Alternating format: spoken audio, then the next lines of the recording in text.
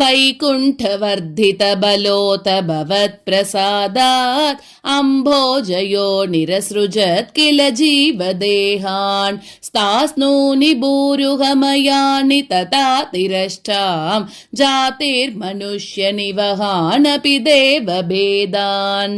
मिथ्याग्रहास्मि मतिरागविकोपभीतिः अज्ञानवृत्तिमिति पञ्चविधां ससृष्ट्वा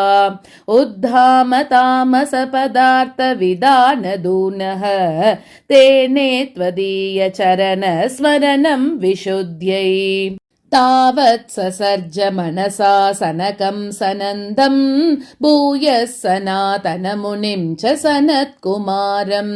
ते सृष्टिकर्मणि तु तेन नियुज्यमानाः त्वत्पादभक्तिरसिका जगृहूर्नवाणीम् तावत् प्रकोपमुदितं प्रतिरुन्धतोऽस्य भ्रूमध्यतो जनिमृडो भवदेकदेशः नामानि मे कुरु पदानि च हा विरिञ्चेति आदौ रुरोद किल तेन स रुद्रनामा एकादशाह्वयतया च विभिन्नरूपं रुद्रं विधाय दयिता वनिताश्च दत्त्वा तावन्त्यदत्त च पदानि भवत्प्रणुन्नः प्राह प्रजा विरचनाय च सादरं तम् रुद्राभिसृष्टभयदाकृतिरुद्रसङ्ग सम्पूर्यमान भुवनत्रयभीतचेताः मा प्रजा सृजतपश्चरमङ्गलायेति आचष्टतं कमलभूर्भवदीरितात्मा तस्यात सर्गरसिकस्य मरीचिरद्रिः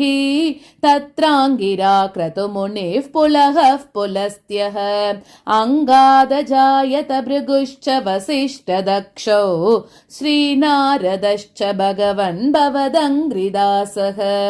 धर्मादिकानभिसृजन्नथ कर्दमं च वाणीं विधाय विधिरङ्गजसङ्कुलोऽभूत् त्वद्बोधितैः सनकदक्षमुखैस्तनूजैः उद्बोधितश्च विरराम तमो विमुञ्चन् वेदान् पुराणनिवहानपि सर्वविद्याः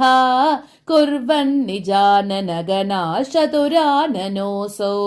पुत्रेषु तेषु विनिधाय ससर्गवृद्धिम् अप्राप्नुवंस्तव पदाम्बुजमाश्रितोऽभूत् जानन्नुपायमथ देहमजो विभज्य स्त्रीपुंसभावमभजन्मनु तद्वधूभ्यां ताभ्यां च मानुषकुलानि विवर्धयंस्त्वं गोविन्द मारुतपुरेश निरुन्दिरोगान् नारायण अखिल गुरो भगवन्नमस्ते सर्वत्र गोविन्दनाम संकीर्तनं गोविन्द गोविन्द।